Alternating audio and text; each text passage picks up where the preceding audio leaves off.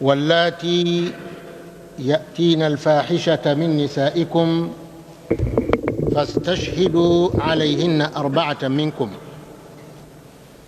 فإن شهدوا فأمسكوهن في البيوت حتى يتوفاهن الموت أو يجعل الله لهن سبيلا.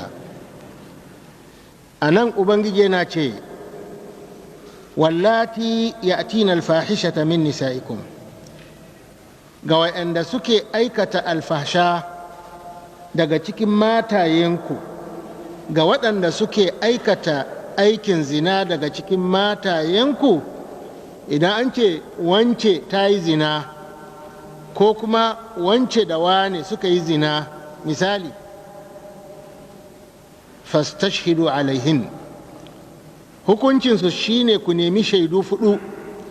fastashhidu alaihin 4 minkum, mutane guda 4 daga cikinku, mazaje muminai guda 4 adilai, su zo su ba da shaida na gani, ba shaidar jita-jita ko kuma zato ba.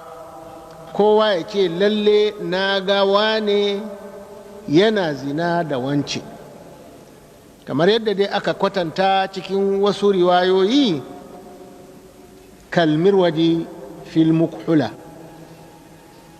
Idan wa'annan masu ba da shaida sun saba wa juna wajen ba da shaida, wannan ya ce na gansu cikin gida, wannan ya ce a waje ne, wannan ya ce a falo ne, wannan ya ce na gansu a kan gado, wannan ya ce a ƙasa ne, wannan ya ce suna tsaye ne, wannan ya ce suna kwance ne.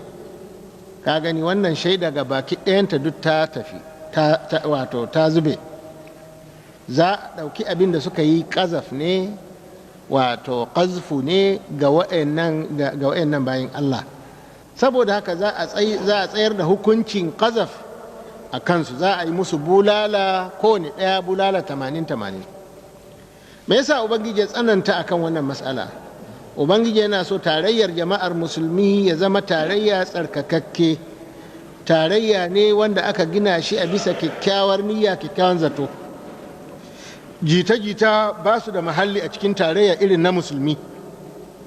Saboda haka kai musulmi ana koya maka abin da za ka ba da labarinsa tare da ƙarfi shine abin da ka gani da idonka. Idan labarin ya kasance irin wato wannan abin da ya shafi zubar da mutuncin wani mutum ko kuma keta irilin wani mutum,